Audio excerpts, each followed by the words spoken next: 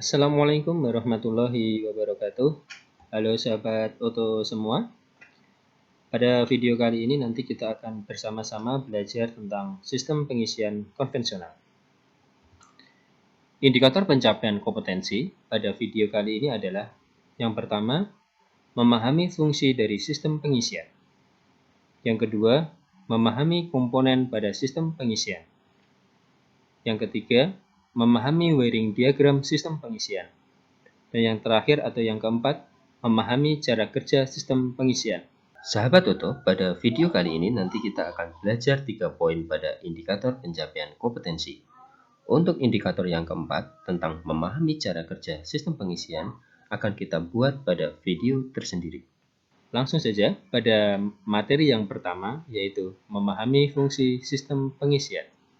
Seperti terlihat pada gambar, analogi dari sistem pengisian bisa kita gambarkan seperti bak penampungan air. Bak penampungan air ini lama-lama akan habis ketika digunakan terus-menerus.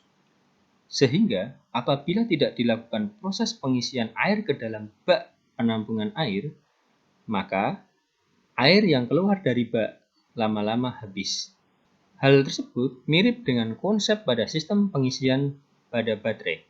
Terlihat pada gambar, sebuah baterai digunakan dalam berbagai macam sistem kelistrikan yang ada pada kendaraan.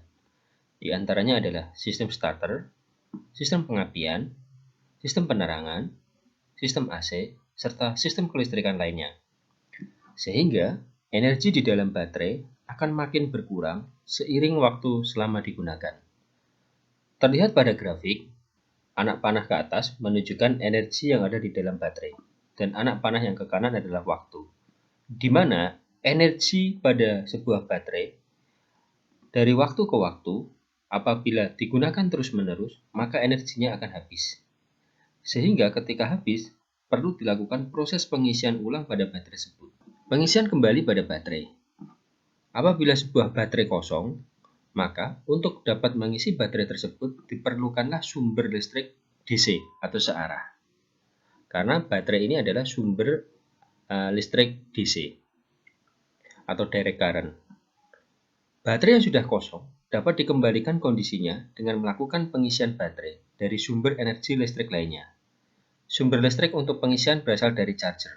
Nah, sehingga di dalam kendaraan diperlukanlah suatu sistem yang dapat melakukan proses pengisian baterai, yaitu sistem pengisian. Dapat disimpulkan, fungsi dari sistem pengisian adalah yang pertama, menjamin ketersediaan energi listrik dalam baterai dengan mengisi kembali baterai setelah dipakai. Yang kedua, memberikan arus listrik ke seluruh sistem kelistrikan setelah mesin hidup. Ini adalah alternator, ini adalah baterai, dan ini adalah beban. Beban itu bisa starter, bisa lampu, bisa klakson, dan sebagainya. Ketika mesin sudah hidup, sumber listriknya berasal dari sistem pengisian. Sehingga sistem pengisian ini akan mengirimkan arus listrik menuju ke masing-masing beban, maupun digunakan untuk proses pengisian baterai itu sendiri. Sahabat Oto, pada indikator pencapaian kompetensi yang kedua adalah memahami fungsi dari komponen sistem pengisian. Terlihat pada gambar adalah sistem pengisian, di mana komponen-komponennya adalah baterai, kunci kontak, lampu indikator pengisian, regulator, dan alternator. Di mana di dalam alternator terdapat puli yang terhubung dengan puli poros engkol dan penghubungnya adalah tali kipas. Komponen yang pertama adalah baterai. Baterai atau aki berfungsi sebagai sumber listrik pada saat starter, sistem pengapian, dan sistem kelistrikan bodi. Selain itu, baterai juga berfungsi sebagai penstabil arus dan sebagai tempat penampung tegangan saat proses pengisian berlangsung. Komponen yang kedua adalah kunci kontak. Kunci kontak berfungsi untuk menghubungkan dan memutuskan aliran arus listrik ke lampu CHG atau charging dan ke regulator.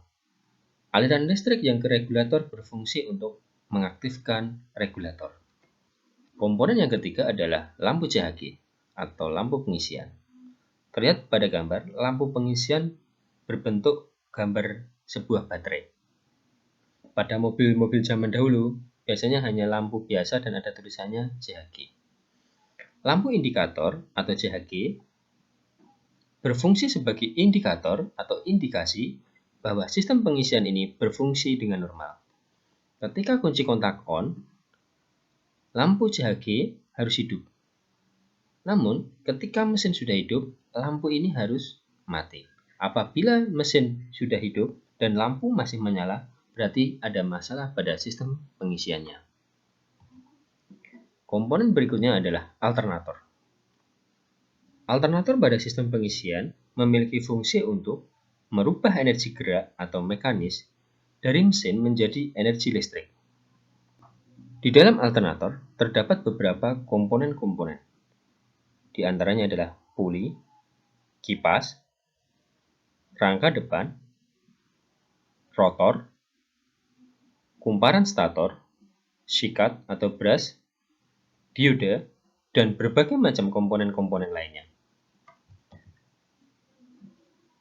Pada puli dan kipas, terlihat pada gambar, ini adalah puli dan ini adalah kipas. Apabila kita perbesar gambarnya, terlihat pada gambar sebelah kiri. Puli berfungsi sebagai tempat dari tali kipas atau V-belt untuk menggerakkan rotor. Puli ini nanti terhubung sehingga rotor ini juga ikut berputar ketika pulinya berputar. Selanjutnya, kipas atau fan. Berfungsi untuk mendinginkan komponen-komponen di dalam alternator, meliputi dioda atau rectifier, kumparan, dan lain-lain. Ini adalah kipasnya. Komponen alternator berikutnya adalah rotor. Terlihat pada gambar, ini adalah sebuah rotor, di mana dalam sebuah rotor adalah berisi kumparan. Kumparan apabila dialiri arus listrik, maka dia akan menjadi magnet atau elektromagnetik.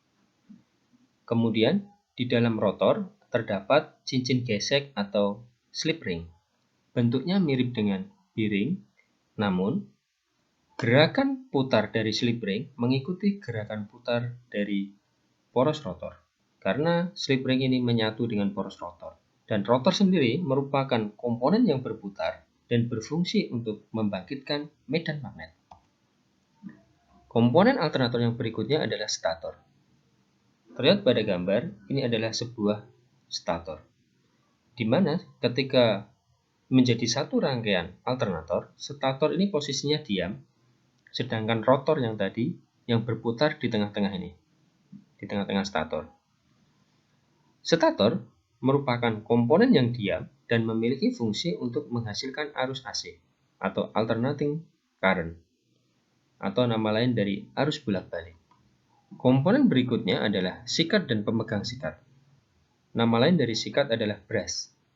Brush ini berfungsi untuk menghantarkan arus dari terminal alternator atau dari terminal F ke kumparan rotor melalui slip ring positif dan mengantarkan arus dari rotor coil melalui slip ring negatif ke terminal E alternator.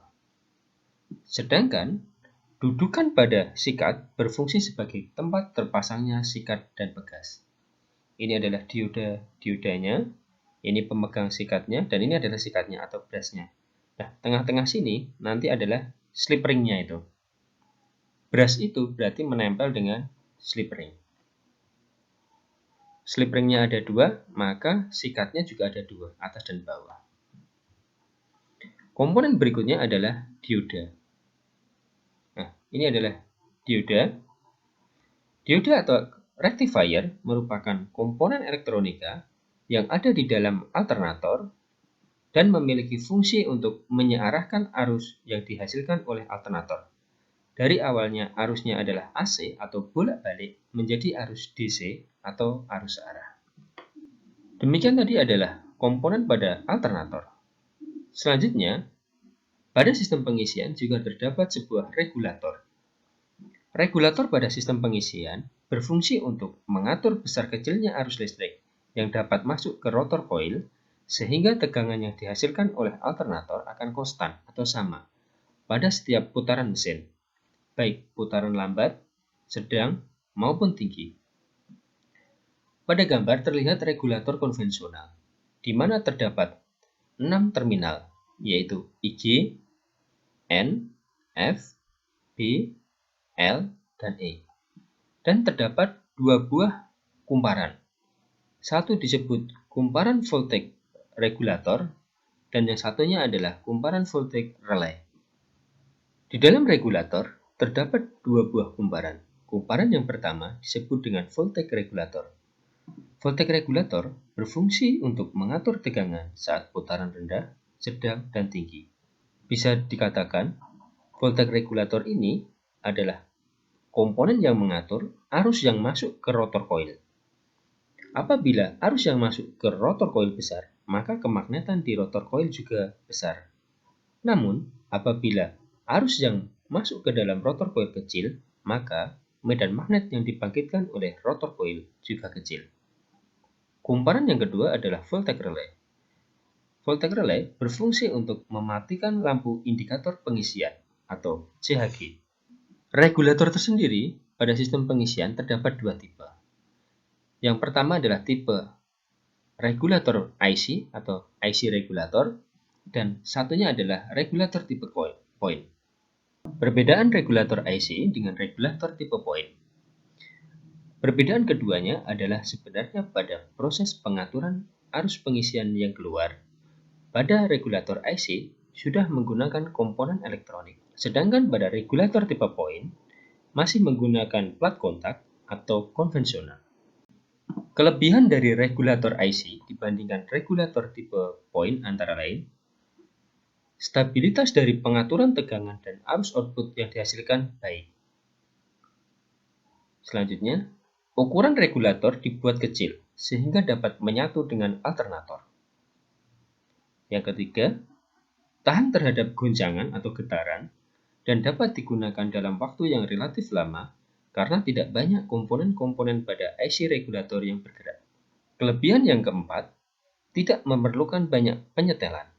Dan yang terakhir, tahanan pada kumparan rotor lebih kecil sehingga arusnya dapat diperbesar.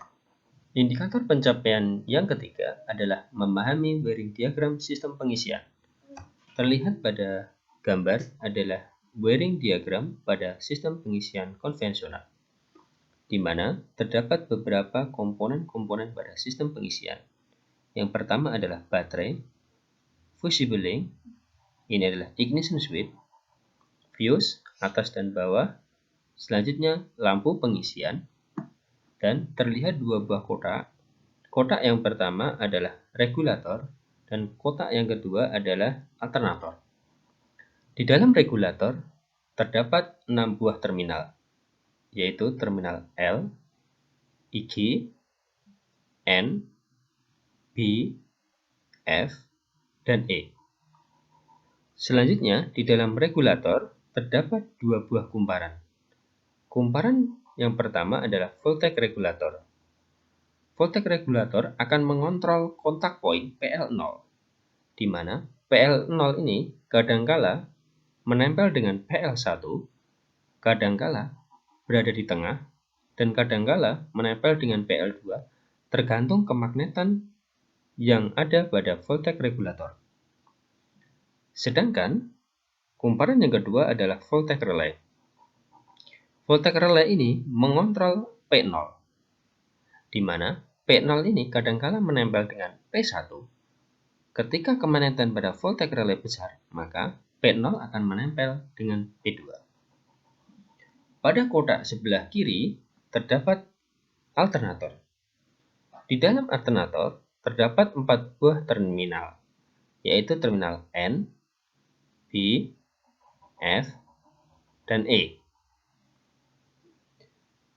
Selanjutnya, terdapat 2 buah sikat atau brush, 2 buah strip ring, kumparan rotor coil, kumparan stator coil, dan dioda.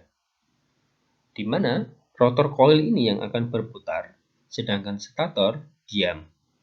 Stator coil akan menghasilkan arus listrik AC, namun oleh dioda akan dirubah menjadi DC.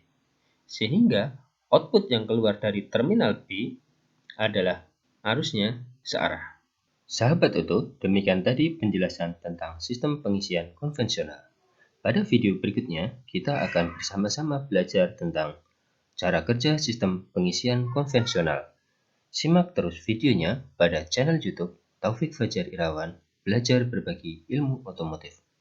Terima kasih. Wassalamualaikum warahmatullahi wabarakatuh.